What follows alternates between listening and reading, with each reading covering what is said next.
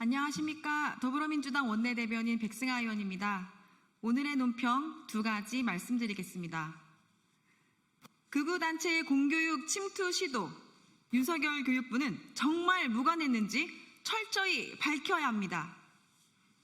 리박스쿨 대표 손효숙 씨가 공동대표로 있던 단체가 지난해 5월 교육부 및 대한노인회와의 3자 업무협약을 추진한 사실이 확인됐습니다.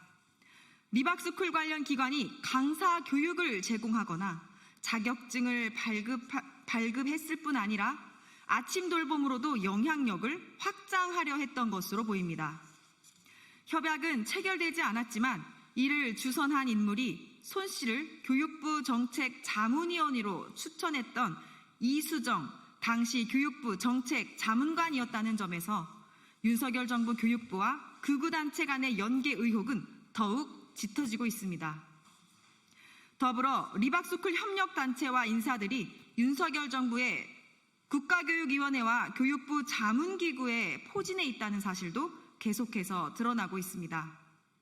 리박스쿨 정치학교장 출신 인사가 한국학중앙연구원 이사장이자 국가교육위원회 위원으로 활동하고 있으며 리박스쿨 관련 극우단체 인사들 또한 대거 교육위원으로 들어와 있다는 게 확인되는 등 극우단체의 교육 침투가 얼마나 광범위하고 깊숙하게 진행되었는지 가늠하기 어려울 지경입니다.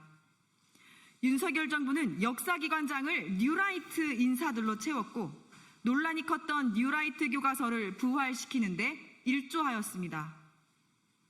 이러한 흐름 속에서 이번 업무협약 시도까지 드러난 이상 극우단체의 교육계 침투는 윤석열 정부의 비호와 암묵적 지원이 있었을 것이라는 의심을 거둘 수 없습니다.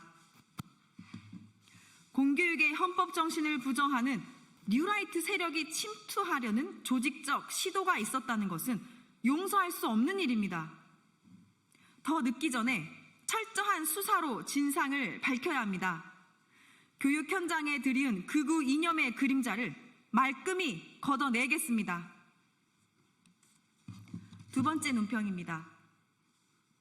윤석열 코드 인사, 무능한 공공기관장은 즉각 사퇴해야 합니다. 최근 공공기관 경영평가에서 최하위 등급을 받은 기관장 7명 중 5명이 이른바 윤심으로 임명된 낙하산 인사들인 것으로 밝혀졌습니다. 윤석열에 대한 충성심을 우선시하고 전문성 없는 코드 인사가 결국 공공기관의 무능과 난맥상을 초래한 것입니다. 이는 명백한 인사 실패입니다. 더욱 심각한 문제는 대통령 탄핵 이후 내란 세력이 새로 임명한 공공기관만 무려 50여 곳이 넘는다는 사실입니다. 이는 명백한 알박기 인사이며 국민의 뜻을 무시하고 새로운 정부의 국정 운영까지 발목 잡는 무책임한 권력 남용입니다. 더불어민주당은 강력히 촉구합니다.